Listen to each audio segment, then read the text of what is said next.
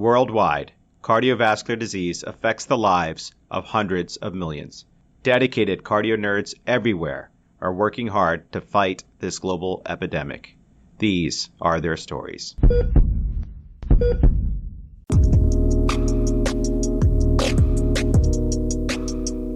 CardioNerds, welcome to this joint ACC CardioNerds Narratives and Cardiology series developed to promote diversity, equity, and inclusion. This is a collaboration between the CardioNerds, the Pennsylvania ACC Chapter, and the Fellows and Training section. We want to thank our project mentors, Dr. Katie Berlacher, who's the president of the Pennsylvania State Chapter, and Dr. Nosheen Reza, who's the immediate past chair for the FIT section. Their roles as mentors, advisors, allies have been instrumental, certainly for this project, but also for CardioNerds in general. So Dr. Berlacher and Dr. Reza, we cannot thank you enough for all you've done for us.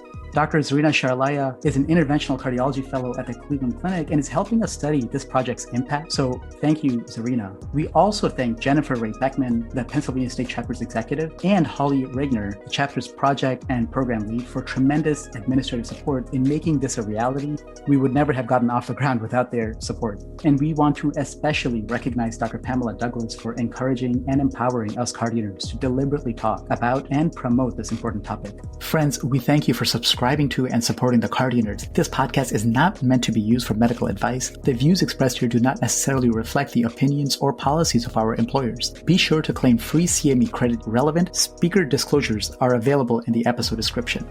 So with that, my friends, join us in the coming months on Air Force CardioNerds as we travel from state to state, learning from inspiring faculty and trainees representing different backgrounds, discussing topics they're passionate about and their personal narratives. CardioNerds, welcome back to the joint ACC CardioNerds Narratives and Cardiology series. We had a blast with the Massachusetts ACC chapter last month as we discussed Latinx representation in cardiology with Dr. Fidencio Saldana. And today, we're about to land in the Illinois chapter to learn about a very important topic, underrepresentation in clinical trials with Dr. Clyde Yancy. Be sure to stay tuned for a special message from Dr. Annabelle Volgman, the chapter governor. Dan, as we drop the landing gear, how's the weather down there? Well, if it's a pristine day with a high of 71 and a low of 53. Folks, don't forget your umbrellas because the weather will get as exciting as our conversation with some thunderstorms early in this evening. Friends, please fasten your seatbelts as we prepare for the runway. As we make our approach, we are so honored and proud to introduce our Dr. Victoria Thomas, Cardiology Fellow at Vanderbilt University. Victoria has had a tremendous impact on the CardioNerds Platform in her capacity as ambassador from Vanderbilt. In our very first conversation, she told us how passionate she was about health equity and her desire to raise awareness around this through the CardioNerds network and platform. And we distinctly remember how electrifying and energizing that conversation was. Victoria, you have truly elevated the CardioNerds with your energy, ingenuity, and passion. Thank you so much for helping us plan this wonderful session. Welcome.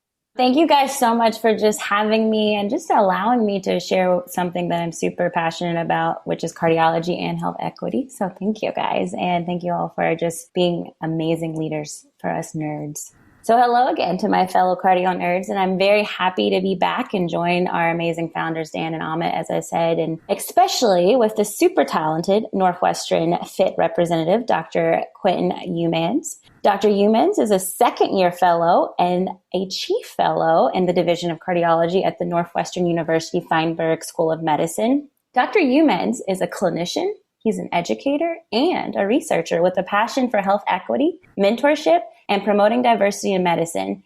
His work is highlighting racial disparities, bias in medical education, and has been published in New England Journal of Medicine and JAMA Internal Medicine, among many other journals. Most recently, he was named one of the 2021 40 Under 40 leaders in minority health by the National Minority Quality Forum. He will pursue further fellowship training in advanced heart failure and transplant cardiology, where his research focus will center on the social determinants of health and heart failure and community-engaged research for heart failure prevention and optimization of treatment. We are delighted to welcome here today, and I'm super excited to meet and talk with Dr. Youmans.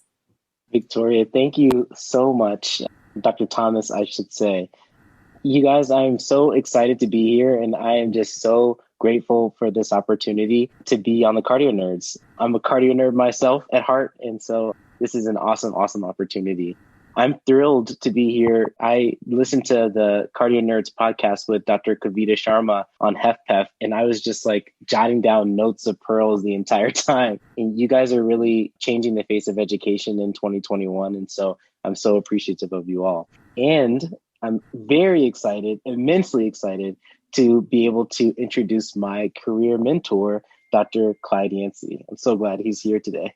Wait, 1 second. I thought that I was going to get to introduce him, as he definitely has played such a huge role in my life and is one of my favorite impressionable mentors. And he's somewhat of a legend, or the GOAT of heart failure to some, just like Michael Jordan.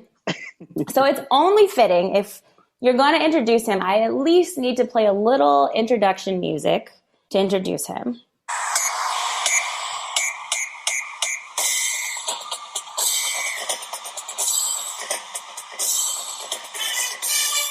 All right.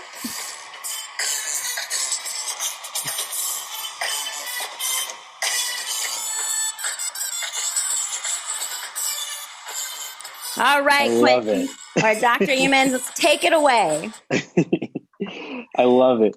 So Dr. Clyde Yancy is the Vice Dean for Diversity and Inclusion, Chief of Cardiology in the Department of Medicine, Magistrate Professor and Professor of Medical Social Sciences, and Associate Director at Northwestern Medicine's Bluhm Cardiovascular Institute. Dr. Yancy's research interests are heart failure, clinical guideline generation, outcome sciences, personalized medicine, and healthcare disparities. He is extensively published with well over 500 peer-reviewed publications and has been named annually as one of the most highly cited scientific authors worldwide. Dr. Yancy is Deputy Editor at JAMA Cardiology and Senior Section Editor for Heart Failure at the Journal of American College of Cardiology. He serves on the editorial boards for Circulation, Circulation Heart Failure, and the American Heart Journal, and JACC Heart Failure.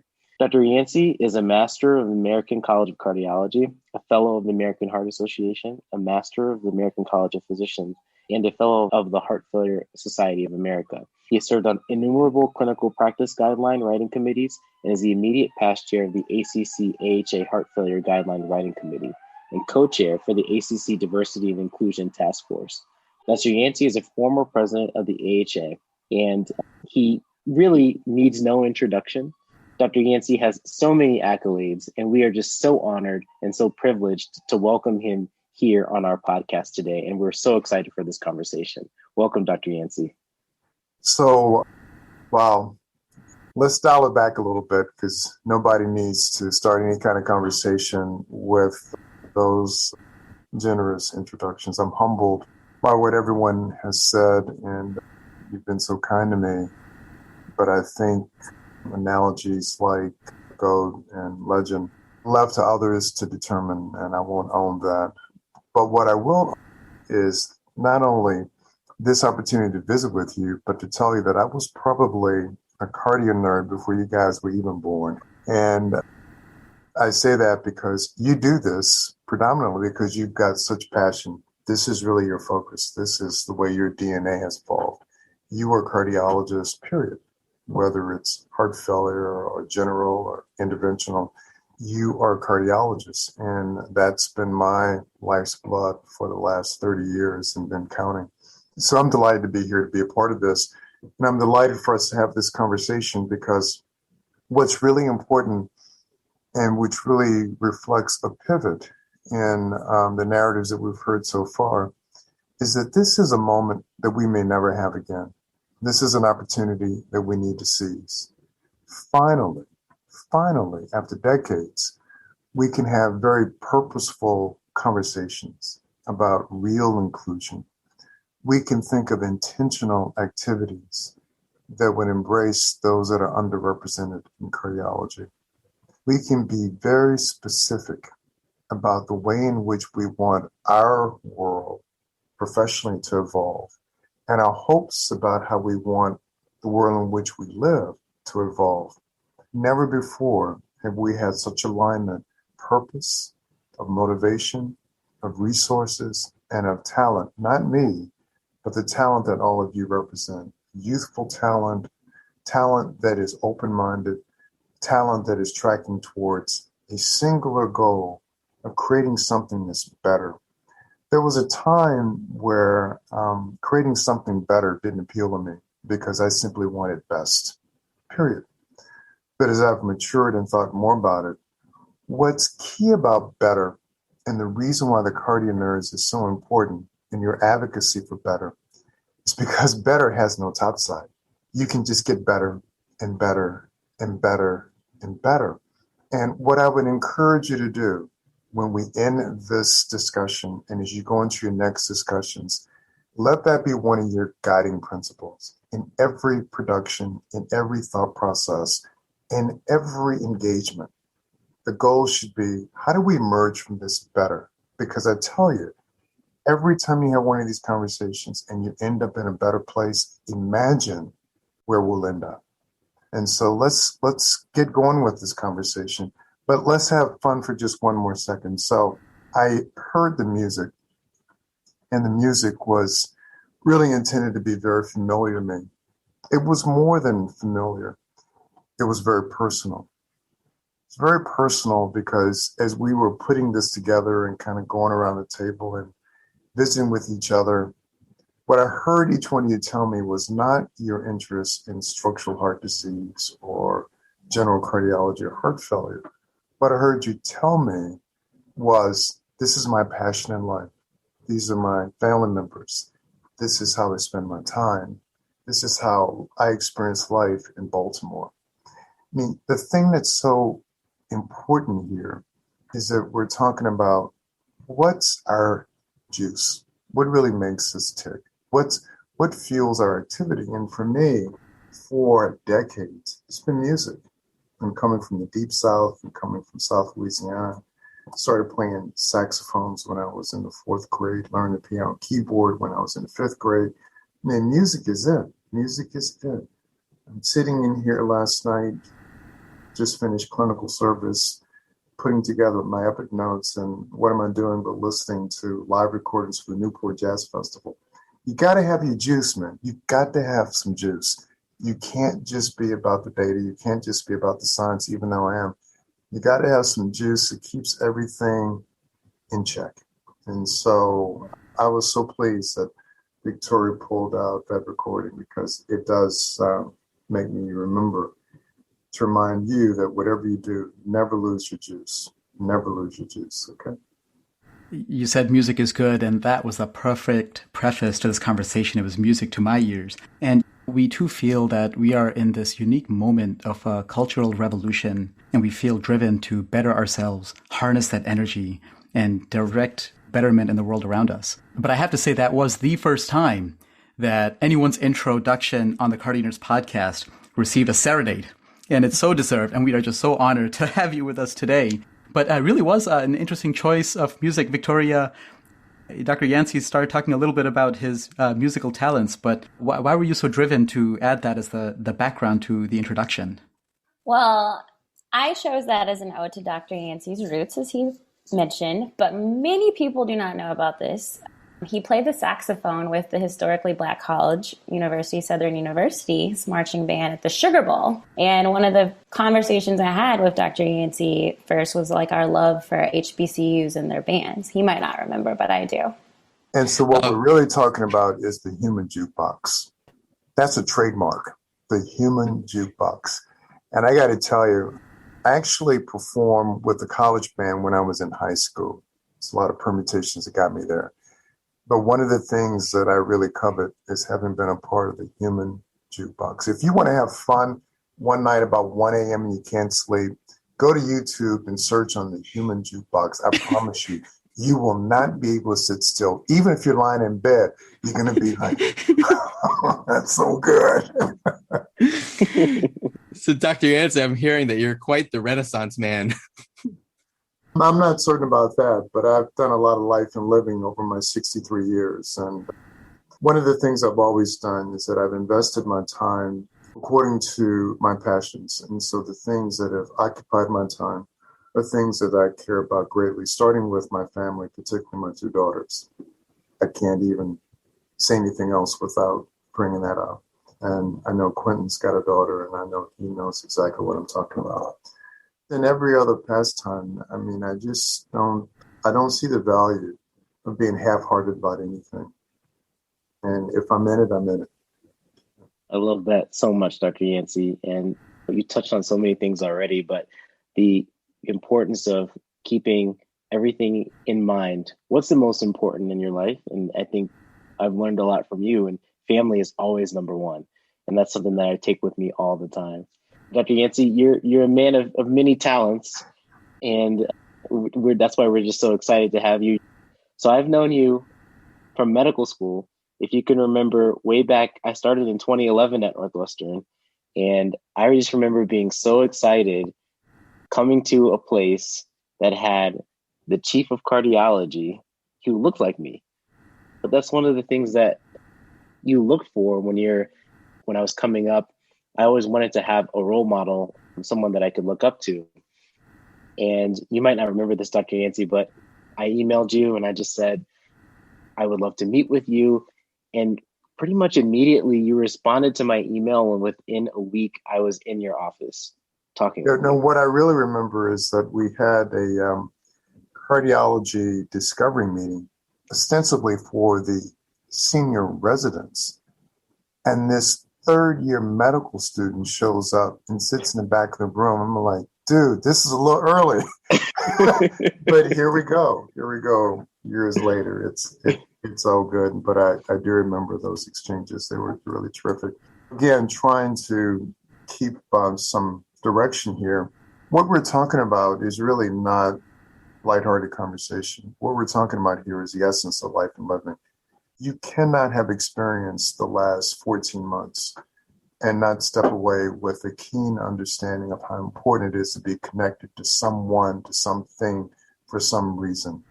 If ever there was a moment in time to value those aspects of life that are not quantifiable, but are so real and so important, I think these are they. You've got to have indulgences that are healthy. You need to have strong commitments to family. You need to have a network of friends. And everyone's going to interpret this in their own way. And I won't go beyond this, but the last 14 months haven't convinced you of the importance of believing in something greater than self and asleep at the wheel. What that is for each individual to determine. But this really has been a moment in time where everyone has had to reach out and hold on to something other than work, including me. And so I think that whatever that is, we've learned the importance of it. And the beautiful thing about you guys is that my arc is starting to bend in a different trajectory, whereas your arc is still ascending. I think about the fact that where you are now is where I was truly 30 years ago. You have a 30-year arc. You can have a profound influence on cardiovascular medicine, on your network of family and friends, on science, on justice, equity, on fairness. You have a 30-year window.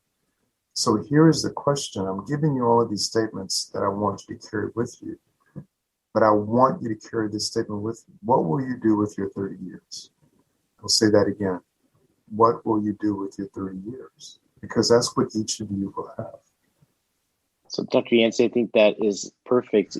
When you think about 30 years ago and beginning your training, what made you really go into medicine, and further, what made you choose cardiology as a specialty? Yeah, both of those are straightforward. And because I was so young, the answers will seem simple, but now that I reflect differently, the answers really reveal something about my own personal constitution. I wanted to do medicine because I grew up in a deeply segregated neighborhood. Everyone that was Black and lived in Baton Rouge lived in one of two places, either a fully segregated neighborhood in Baton Rouge or an unincorporated town just north of Baton Rouge known as Scotlandville. I lived in Scotlandville with about 20,000 others. Everybody was Black. There was one physician who did everything: set fractures, delivered babies, gave immunizations, took care of heart attacks, treated cancer, everything. There was only one hospital where we could be treated. There was only one wing of that hospital and we had to enter that hospital by back doors, in and out. Those things get embedded in your memory and you cannot take them away. But I knew that this one man was doing something so remarkable that I wanted to learn to do it so I could do the same thing. Cardiology had not crossed my mind, but I wanted to do what Dr. Hall did, to be the person taking care of an entire community with all of the permutations that those days invoked upon all of us. Fast forward to my freshman year at Southern University, HBCU again, Dr. Thomas, and I'm studying cell physiology. And we got to the segment on cardiovascular physiology, and I saw my professor talk about actin and myosin and how they interdigitate and catch and release.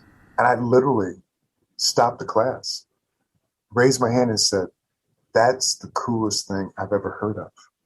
And he looked at me like, "You okay?" I said, "I'm very much okay. That's the coolest thing I've ever heard of." I think I was 16 when I said that. I'm 63, and guess what? That's still the coolest thing I've ever heard of. That's how I got interested in cardiology. And when I think retrospectively, maybe that's why I developed my interest in heart failure. But more importantly, when I think retrospectively, I think that there was a conscious thread that was in my mindset that was aware of all the things that were in my external community. The segregated city bus. We could not ride the same city bus as anyone else. The segregated theaters. We had to sit in the balcony to watch the movies. We couldn't go to the fast food shops, and we'd have to make sandwiches and carry them in the theater because we couldn't get anything there in the theater. The number of times we would go to not a restaurant but a cafe and still would have to eat in the kitchen.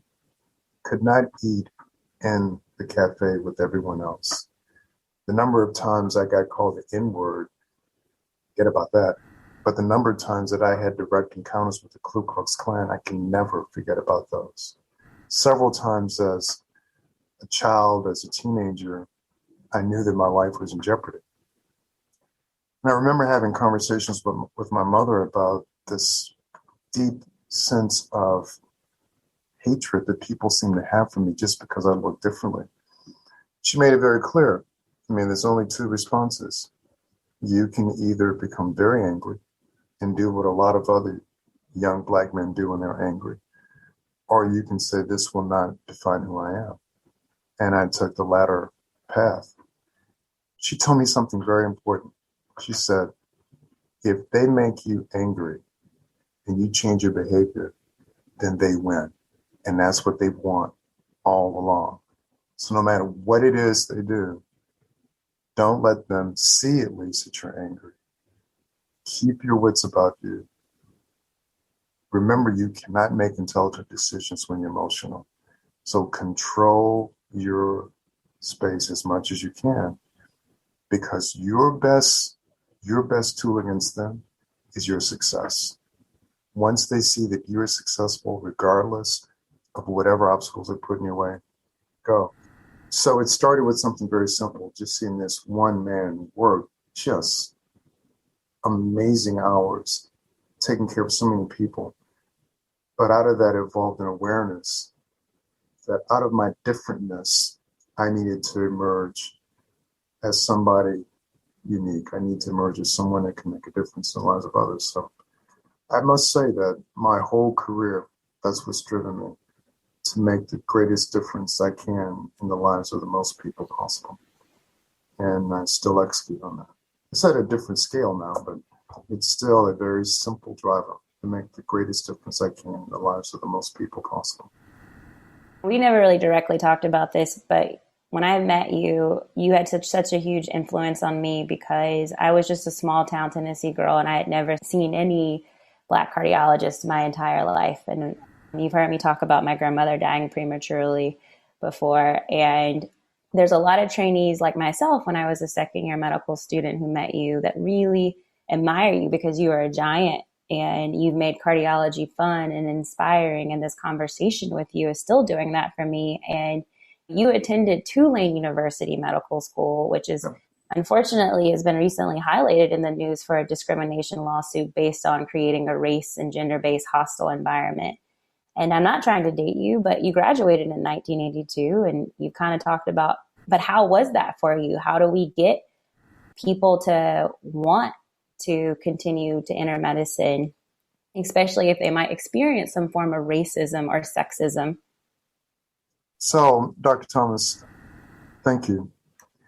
Because I think the important recalibration of the question is not to think about me and anything I may have accomplished, but to think about you, to think about Quentin, to think about Dr. Reza.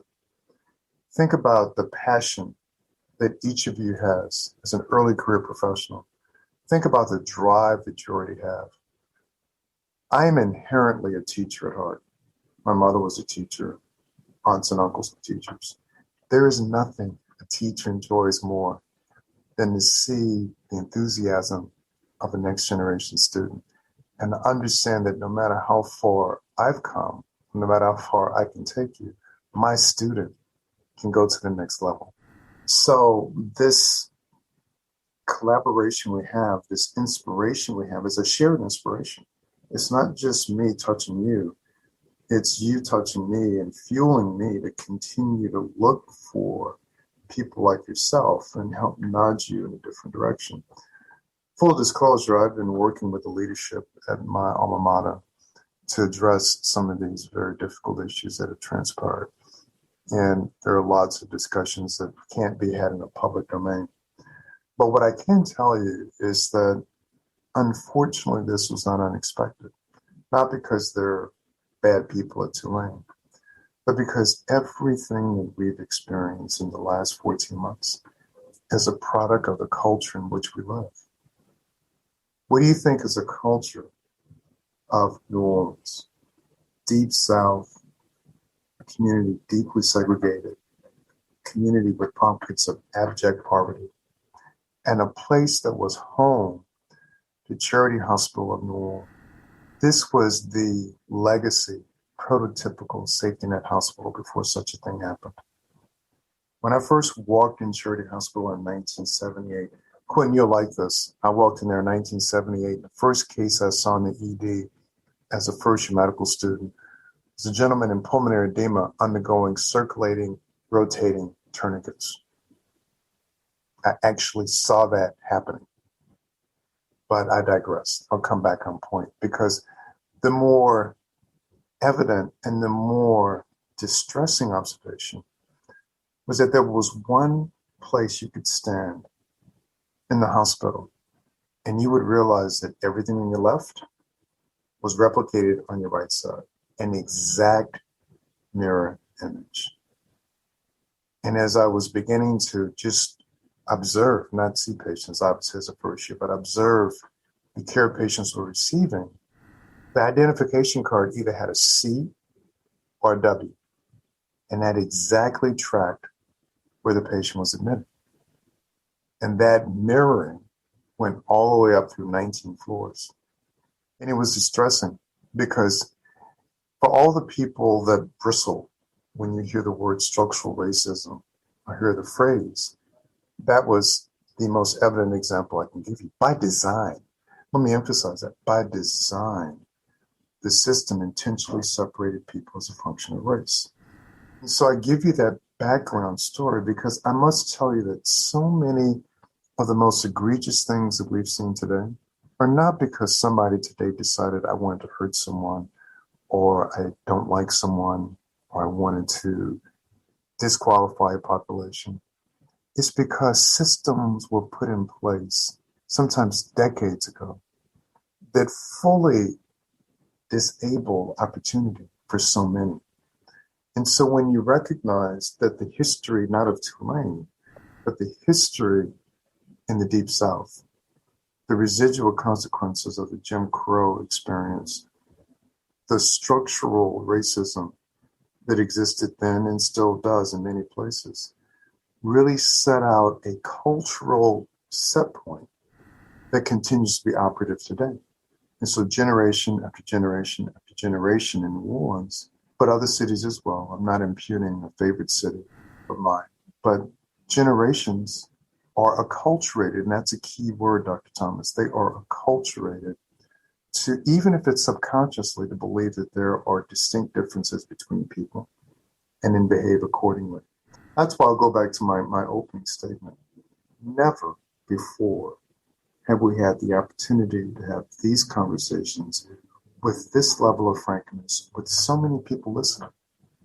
It's very difficult to incite culture change. Almost by definition, if you're trying to incite culture change, some event, you need something abrupt to happen in order for culture change to take place. You think about when we've seen culture change in the past, it was the civil rights movement. It was the Vietnam War. Well, you have to have something abrupt, and COVID-19 and the pandemic was that abruptness. And so now we have the window, the license to have these conversations, and we should not miss this moment. Because here's the thing that I really enjoy. And when I say enjoy it, I mean I embrace it. I value this. We have the license to be the architects of our own near and intermediate term future. That's a rare moment, because usually culture defines that. But again, if I'm thinking about statements I want CardioNerds to remember, don't forget this. You have the license now to be the architect of your future. What kind of future do you want? When you think about the 30 years that you'll have, you are the architect, because you have the power to change culture now. That's everything.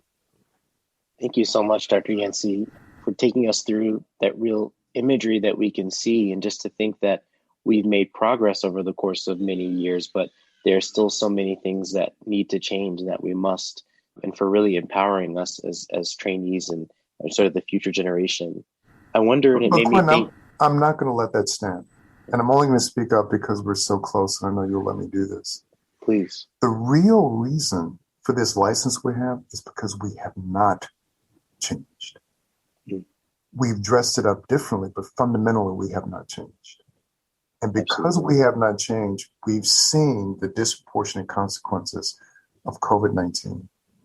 We have felt the pain of social injustice because we have not changed. And so now is the opportunity to fundamentally change. If we've changed, it was very small iterative steps. That can't be the case anymore. I mean, there needs to be some piercing of the barriers. There needs to be some significant leaping occur. There needs to be something disruptive in a positive way. There needs to be a quest for something that is truly better. I've mentioned that before, but I'm coming back to it again now. We can't be comfortable with what we've seen so far. There is real change that's necessary. And again, you have the license to effectuate that change. You can make that change happen. If we look at that through the lens specifically of, let's say, cardiovascular healthcare disparities, what would you recommend for us as we think about our careers in academic medicine specifically on what we could do to help to affect that change? So thank you, Quentin, because I have wanted us to get to this point, because giving thought to this, understanding what we were going to discuss this evening, it became clear to me that those in the audience that might think, oh man, this is going to be a dry discussion. How do you change diversity of clinical trials? We're having these moments of sharp reality up until now, and we're switching to something that really is kind of a nerdy conversation. And I say, no, it isn't. No, it isn't. Because if our goal is to emerge with evidence of real change, then the only way we can do that, besides the awareness we have now, is to fundamentally change the way we do things, to change our process. And if the goal is to do something important about cardiovascular disease disparities, who are we as cardiologists? I mean, what's our defining trait? We are evidence-based professionals. Now, I gave you a lot of substance there, and I want you to remember two things about that. We are evidence-based in principle, but we are professionals in behavior. That's enormous, because if you understand that, that means that we need to generate the kind of evidence where the evidence per se will help us eliminate or at least fundamentally narrow the disparities. But here's the thing. As professionals, we have to have a sense of duty, a sense of ethic, that with the evidence that we generate, we execute on that evidence as a professional would to provide best care to all of those in our space. So that's why this discussion about getting diversity in clinical trials is not nerdy. It's not sterile. This is core because it really touches not only the way that we do things and the way that we understand cardiovascular medicine and science and the way we apply that to populations at risk, but it yields a responsibility. It makes us accept a duty to take this new evidence and use it differently, use it truly to impact the lives of those at risk. If we can marry those two concepts, understanding a new way to get our databases set and behaving differently with that database, everything else falls into place. So this is the conversation we've been wanting to have tonight. So Dr. Yancy, when you bring this up, you've been successful in increasing minority representation within many cardiovascular trials. How have you been successful in recruiting them, and what are some of the pitfalls you've ran into as well? So it's a great question, Victoria, because you know what? It hasn't been step one, step two, step three. It's been because I've been in the room. And if you're in the room, then the conversations are necessarily different. When you're in the room, you say, you know what, we need a center in South Carolina. We need a center in Harlem. We need a center in Detroit. We need to go to Atlanta. We need a center in New Orleans. We need centers on the south side of Chicago. But it's only because there was somebody in the room that said we're missing a critical component of the population. So what I'm telling you is that, yeah, I can give you a half dozen steps. There are FDA directives that have been written. I've published recently within the last 12 months statements about how we can achieve greater diversity. But let's start with root causes. First, there needs to be an intentional approach for every clinical trial, that the trial will recruit those people that are likely to be candidates for that therapy or that device. So if those candidates represent a diverse spectrum of individuals, then you necessarily must recruit a diverse spectrum of individuals in that trial. Look at the vaccine trials. Brilliant execution in those trials with very representative populations. Incredibly important. Why? Because for all the vaccine hesitancy that we still see, at least we can say, yes, there were patients that think like you and look like you in the trial. You know what? They did extremely well. That is a very validating statement to be able to make. And so it starts with intentionality, with design, and it starts with diversity of leadership. When the right people in the room, things happen. It's something that we cannot overlook. Even for our profession, we can make all the efforts we want, and I've been a champion of these efforts of bringing in different medical students and different interns and different fellows. But the real lever, the real switch we have to turn on is what's happening in the C-suite of hospitals and what's happening in the Dean's Executive Committee of medical schools. When there's a diverse thought process there, when there's diversity in those rooms, that's when everything else follows suit. So Dr. Yancy, I'm hearing a lot about trust and community building with centers on the ground. And we've had the opportunity of hosting Dr. LaPrincess Brewer in one of our previous CardioNerds narrative episodes, highlighting how she leveraged community-based participatory research to develop the FAITH program. Dr. Yancy, how do you think we can gain more community collaboration in conducting research, especially within communities that have so many reasons to harbor mistrust in the healthcare system due to past and present injustices? Dan, it's a simple answer. Don't ask people to come downtown. Go to their town. Don't ask them to come downtown. Go to their town. Their town may be 5 miles away, 10 miles away, doesn't matter. Go to their town. Bring someone from their town onto your team. And then do what we used to do at the very beginning of my career as a clinical trialist. I wanted to be certain that I was always providing some additional advantage or opportunity for the patients that I recruited in trials. I never wanted it to be a one-way street. I wanted the patients to know that regardless, you'll receive the best care that we can orchestrate for you, period. That generated trust. It's so important that we make the first step, that we go to the community, that we intentionally generate trust. Even today, I typically have a resident or a fellow with me at every one of my clinics, and particularly if there's a resident with me for the new time, it's always the same conversation. Why did you do that? This is what I do with the new patient. I walk in and I say, you know what? I've already studied your files. I have a pretty good sense of what's happening with you as a physician would understand it. But I'd like to know what's going on with you as a person. So give me 2 or 3 sentences. Give me your biography. I'm just going to sit back and listen. And first, the patient looks at me shell-shocked, like, what? And so I said, look, tell me where you were born, where you were educated. Tell me about your family, your significant others. Tell me about your pastimes. Tell me about what brings you joy, what brings you fear.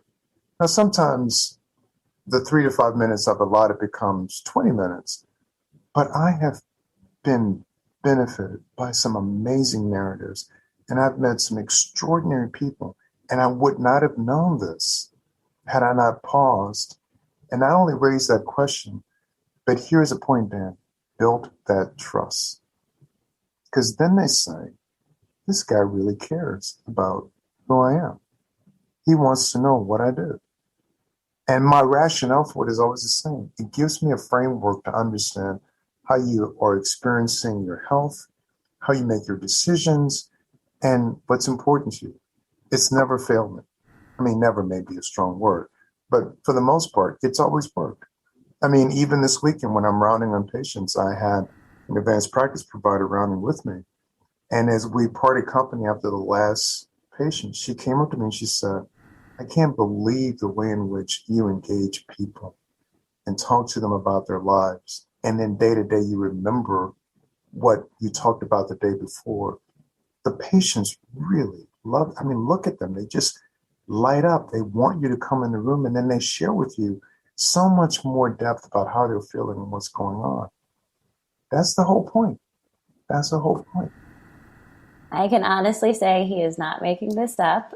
When I met him as a second-year medical student, I did not even realize who he was. I just thought it was very interesting, some of the data he was highlighting at that time in the Entresto trials. And he stressed to me the significance of what it means to listen, like really listen to your patients. And one of the things at that ABC conference, and this is when I was a second-year medical student, so this was probably in 2013-ish, and you were highlighting with, among other Association of Black Cardiology panelists, about patients being, specifically African Americans and women, being undertreated or managed based, even though guidelines did exist.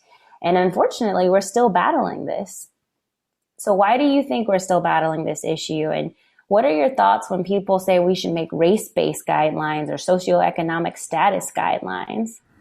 Yeah, so we're getting into something that's contentious, complicated, but necessary. Because we're trying to really affect a monumental change in the way we think and the way we do things. But step 1 is to have these conversations. Step 2 is to have data. And so we still need to do race-based research, but not race-based research looking for a different biology, but race-based research trying to unravel where do we see these differences that are otherwise inexplicable with the exception of bias. The same thing for gender sex-based research, because the only way that we can move through this, and I get back to the conversation that I had with Dr. Youmans earlier, what makes me excited about tonight's discussion is that the driver for us, what makes us change our behavior, is evidence. When there's evidence, who we are as a discipline prompts us to act differently. So I think that to answer your question, we have to be indefatigable. That means we cannot pause. We cannot vary. We have to be on a decided path towards generating the evidence necessary to understand why diseases are experienced differently And then this is back to the point of professionalism. We have to have the character, the strength, and accept the duty to say we have evidence to suggest that the only reason why women are not getting ICDs as frequent as men is because there's a bias. That is unacceptable, and we need to change that. And there are many other examples I could have used. But the point is that to simply advocate doesn't work. We really need evidence. I will tell you one other thing that we have to have some considerations here.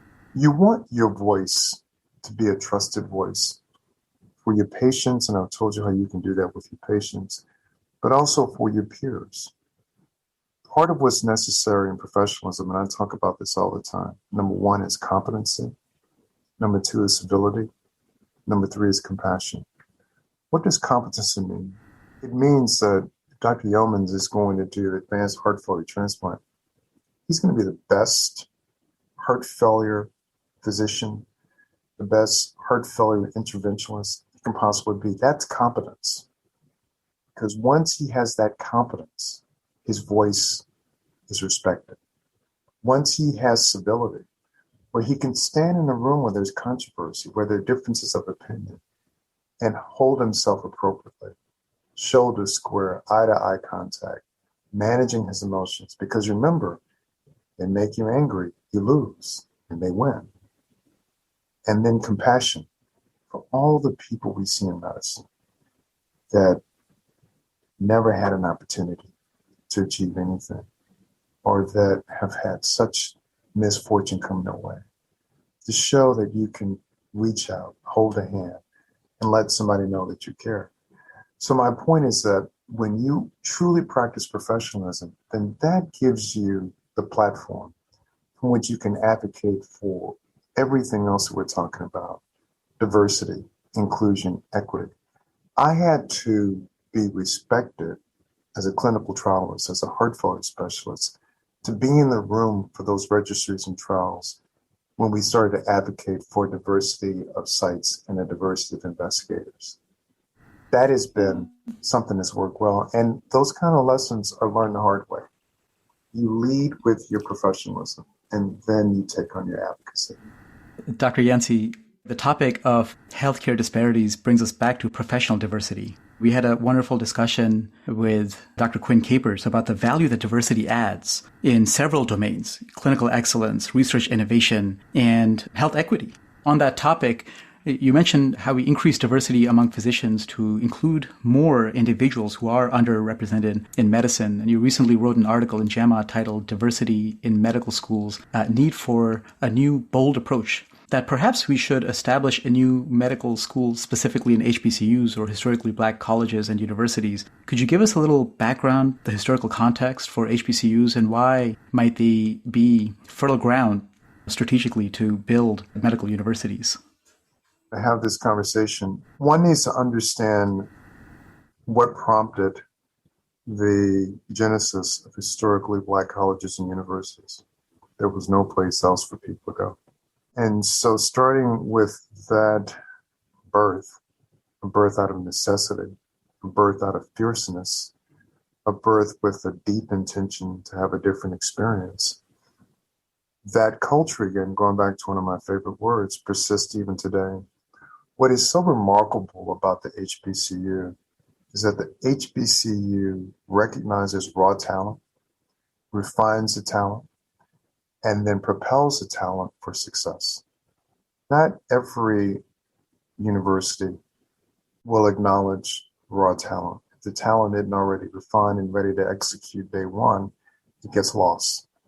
And so that's why the HBCU is important, not because it attracts a certain person, but because the defining attribute is to seek out the raw talent, refine it, and get it to the next place. But one of the last things I want to share with you about this conversation, particularly since you put it in the context of our own professional diversity, the last thing I want to tell you about this is that be careful. We don't want to advocate the cause of diversity simply for representativeness. It's 2021. Representativeness is no longer what we're interested in. It pains me to hear anyone say, well, this is the first fill in the blank to ever do this. We should be way beyond that. The reason for diversity in our professional space is not for representativeness, it's about excellence. The road ahead of us is so challenging that we really need to think about getting the best ideas in the room, no matter where the origin is. The diversity that needs to drive us right now, and I hope this is another one of the things you write down and remember, is diversity of thought, diversity of ideas, and diversity of execution. We cannot have sameness anymore. That will not be sufficient for the world in which we're entering. We have to have diversity of thought, diversity of ideation, and diversity in execution. Thank you so much, Dr. Yancy. Thinking about all the ways in which diverse thought can really make a team better is so important. When we think about academic medicine and specifically diversifying academic medicine, when we start to think about careers in academic medicine, a lot of times we'll think about kind of three realms: research, clinical, and patient care. You have really been a person who's been able to be a behemoth in all three of those realms. We were just wondering and curious, how were you able to master all three? And how were you able to facilitate this? And what advice might you have for trainees wanting to stay in academic medicine that have a passion for teaching and for mentorship, a passion for caring for patients, and who hope to one day impact change in a leadership role that may potentially go down and have effects on clinical trials as well? I'm going to answer this question in a way that you're not expecting. I want everyone's rapt attention right now. Don't do what I did. Do not do what I did.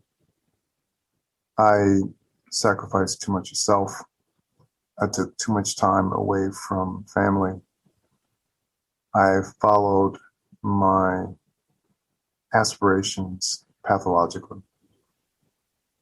There's too much in life to live for to allow that to happen. I know it's difficult to hear, and it's difficult for me to articulate and say there were some things I did that I should have done differently. And what endorses that is that I lost my first wife prematurely. We were both 39. Breast cancer was her mode of death.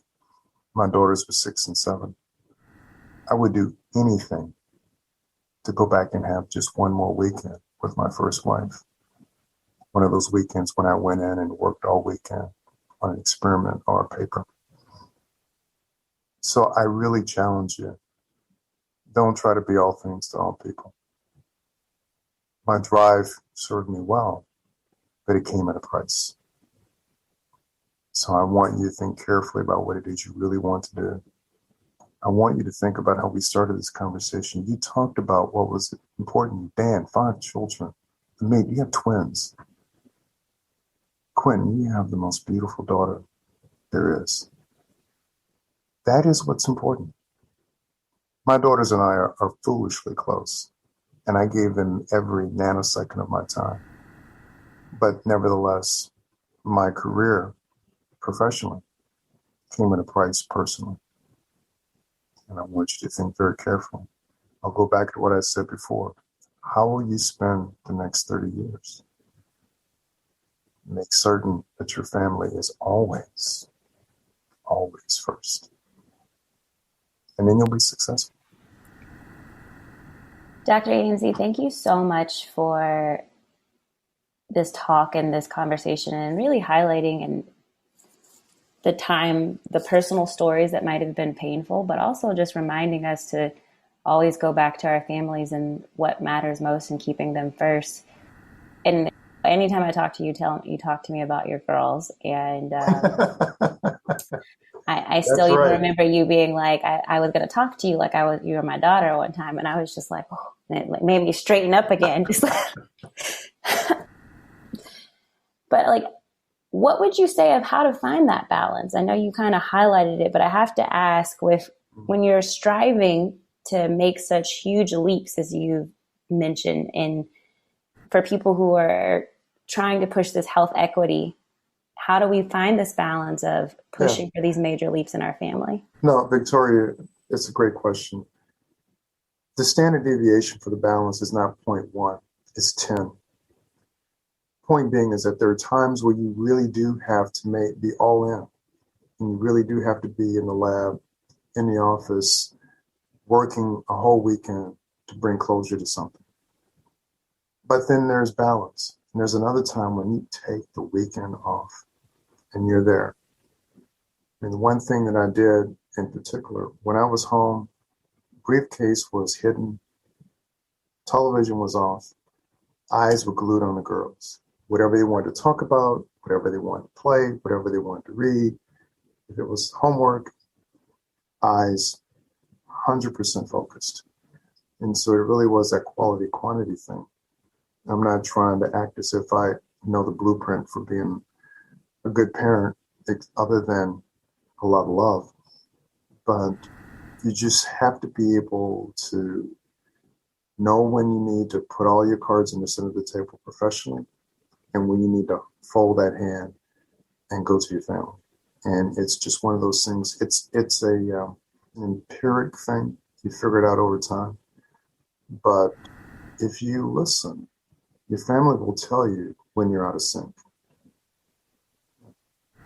This has been a incredibly valuable discussion, both professionally and personally. And Dr. Yancy, you're absolutely right. We, especially with everything that's going on, CardioNerds and our professional fellowships, and we're just working full time. And even just recently, we had a similar theme that Dr. Capers told us. Really, you got to focus on your family. And Amit and I took that to heart. I actually took like a full weekend off from everything, and I realized you're never going to regret that. You're never going to regret that time you spent with your kids. Although I will say, when he talked about how every Saturday morning he makes up for the busy part of the week by making breakfast in bed for his wife, and when my wife heard that, it didn't necessarily help my relationship. No, that's Dr. Capers, not me. Look, I know Quentin. I know Quinn. I want some evidence. I want some confidence intervals on that statement. I think it probably crosses the line of identity. Well, this has just been... Meaning it happened once. It may have been said, but now it's locked in a podcast and everybody's listening to it. So, but now I have something to strive to either way. But your words are just so... I was commenting to Amit offline. There's a before and there's an after. And sometimes when you have a conversation with somebody, they just completely change the way you think about things. And so for me, there's a before Dr. Yancy, and then now there's an after meeting Dr. Yancy. And I just want to thank you so much for your time.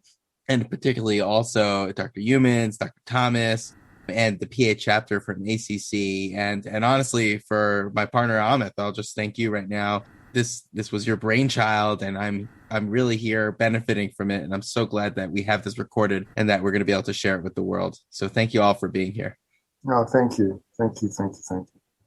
Dr. Yancy, real quick before we go, I must ask you, what makes your heart flutter about designing impactful research or consolidating available data to develop guidelines? I got to tell you, I hope that my heart doesn't flutter, because I exercise vigorously, so I know that people that exercise vigorously are at risk for paroxysmal AF, and I worry about that sometimes on my weekends when I'm spending really extended amounts of time cycling, swimming, running, etc. So I'm going to try not to look for that heart flutter thing, but I will tell you in a more serious way, what really enthuses me right now is the idea that things really may be different. After all of this time, we may be evolving to something different. Again, I'll be serious once more. It's a clear statement. I've lived longer than I will live. And so in whatever time that remains, maybe I'll see it. I already see the beginning of it. But here's the thing, I'll know it. I'll know that we're going to a different place. And I'll know that the little 10-year-old kid that saw this one Black doctor hustling to take care of 50 patients a day, 7 days a week, and wants to be a doctor, there'll be a different path for that little kid. I'll know it when I think about that young faculty member that said, why are all these Black people showing up with heart failure at such an early age? And why don't they have coronary disease? What's wrong with their ventricles? And all the inertia I had to go through to get traction with that research protocol. I'll know it when there is a mid-career faculty member who says, I want to be a leader of men and women in cardiovascular medicine. And then you've got to spend the next decade looking for that opportunity because there's just something about you that people are not willing to say, yes, you can be a leader. What I'll know, maybe I won't see it, but what I will know is that all of those things will be different. The opportunity for the young child, the quality of the science for the emerging professional, and the opportunities for leadership for the mature professional. I will know, whether I see it or not, that all that will be different. So I'm not counting my days yet, Quentin. You can't have my job. But I do know that I have to be aware that I don't have as much time as I've had. But I'm not anxious about that because I know that the time that will evolve will be a very different kind of time and space. And that's a good thing. Dr. Yancy, thank you so much for everything that you've offered today. You've been a mentor to so many of us, and I've learned so much from this conversation. We are so appreciative at the CardioNerds for you spending your time with us today, and we just can't thank you enough. Thank you so much. It's been my pleasure, man. It's been my pleasure. Hello. Hi, I'm Dr. Annabelle Volgman. I am a cardiologist at Rush University Medical Center, but my official title is the Medical Director of the Rush Heart Center for Women, as well as the Vice Chief of Academic Affairs at Rush University Medical Center for the section of cardiology. I've been at Rush for 31 years, and I am also the current governor of the Illinois Chapter of the American College of Cardiology, which I just began my term. And I'm so excited to be a part of this incredible organization. We are very busy doing all kinds of scholarly activities, and we're also trying to improve diversity and inclusion and equity in the state of Illinois, as well as the Midwest region. As a matter of fact, one of the best programs that we had was a Midwest regional program. It started out as a Midwest regional, but because of the pandemic, it became international because we invited young high school students to see what a female cardiologist does. So we featured several Midwest cardiologists from all over the Midwest, such as Iowa, Illinois, Wisconsin, Ohio. And this was headed up by Dr. Deirdre Medina, who was in Michigan at the time, but then she moved to the Cleveland Clinic.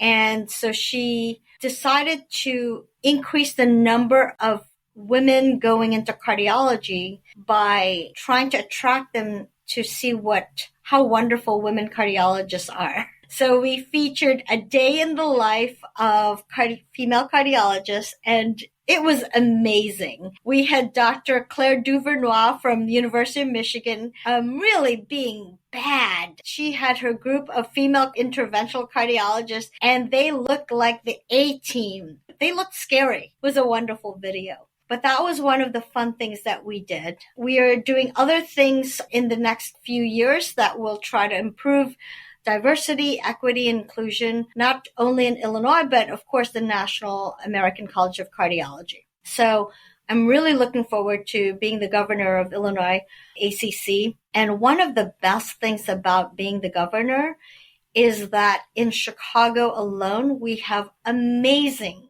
internationally renowned cardiologists, including my chief, Dr. Kim Williams, who is another African-American cardiologist that's the head of cardiology in Chicago. And you'll be hearing from another African-American chief of cardiology in Chicago, Dr. Clyde Yancy.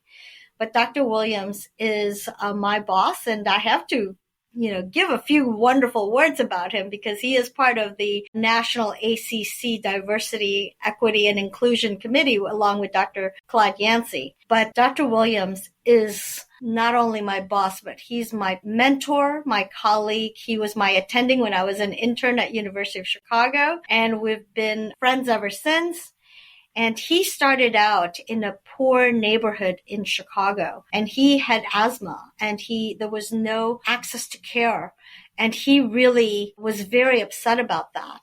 And he decided when he grows up that he was going to be a cardiologist or a doctor so that he could try to improve access to care for poor people and African Americans. So he is a hero to me for doing all the things that he's been doing. We do a lot of things for the West Side, Chicago, and he is making some really amazing changes. But another world-renowned cardiologist is down the road from me, Dr. Clyde Yancy, who I know is going to be interviewed here. So I'd like to officially introduce him as one of the members of our Illinois chapter of ACC. So Dr. Clyde Yancy, the Major Stat Professor of Medicine, and he's also Professor of Medical Social Sciences. He's the Chief of the Division of Cardiology at Northwestern University.